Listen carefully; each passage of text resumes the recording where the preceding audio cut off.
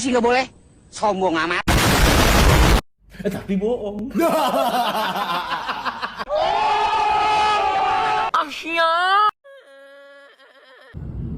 Halo guys, assalamualaikum warahmatullahi wabarakatuh. Perkenalkan, nama saya Nur Adela Nadira. Saya dari kelas 10 Farmasi. Berdirinya saya di sini, saya akan mereferensikan buku yang telah saya baca. Nah, buku yang telah saya baca ini berjudul My Stupid Boss. Sebelum saya menceritakan kembali buku yang telah saya baca, saya akan memperkenalkan identitas dari buku tersebut. Yang pertama, pengarangnya. Pengarangnya ini menyembunyikan identitas aslinya dan hanya ingin dikenal sebagai Cosworth.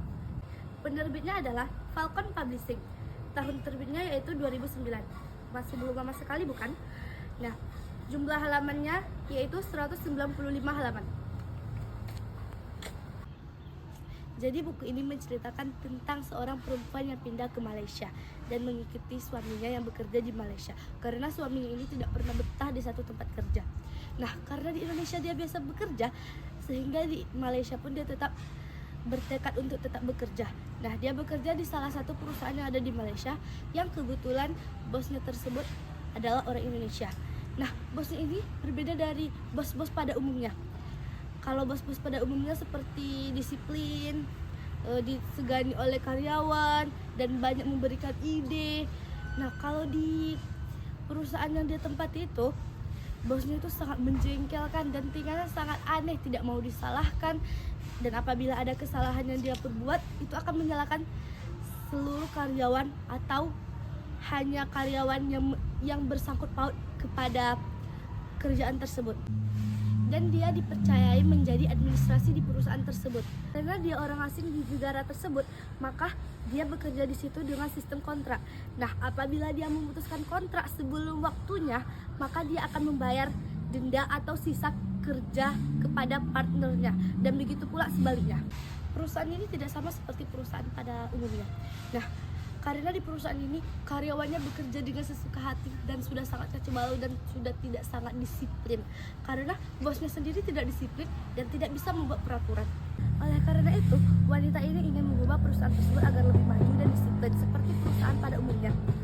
Akan tetapi, pemimpin atau bos dari perusahaan tersebut sendirilah yang tidak bisa diatur. Maka karena itu, setiap harinya kantor ini akan terjadi kekacauan.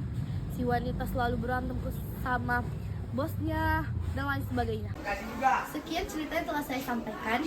Nah, pesan moral di dalam cerita ini adalah apabila kita salah, kita harus mengakui kesalahan kita dan tidak boleh menyalahkan orang lain atas apa yang telah kita lakukan di dalam kesalahan kita ini. Nah, kita juga tidak boleh egois terhadap apa yang kita lakukan dan orang lain lakukan.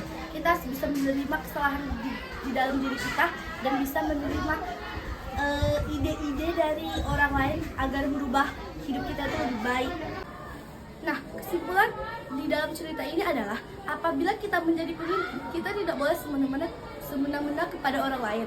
Meskipun mereka itu orang baru atau menurut kita itu tidak baik, tetapi ambil saja dulu. Tidak harus dibantah. Jadi, cerita ini sangat lucu dan unik. Siapa saja yang mendengarkan cerita ini atau membacanya pasti akan tertawa terbahak-bahak. Sekian resensi dari saya. Maaf apabila ada kekurangan dari saya. Assalamualaikum warahmatullahi wabarakatuh.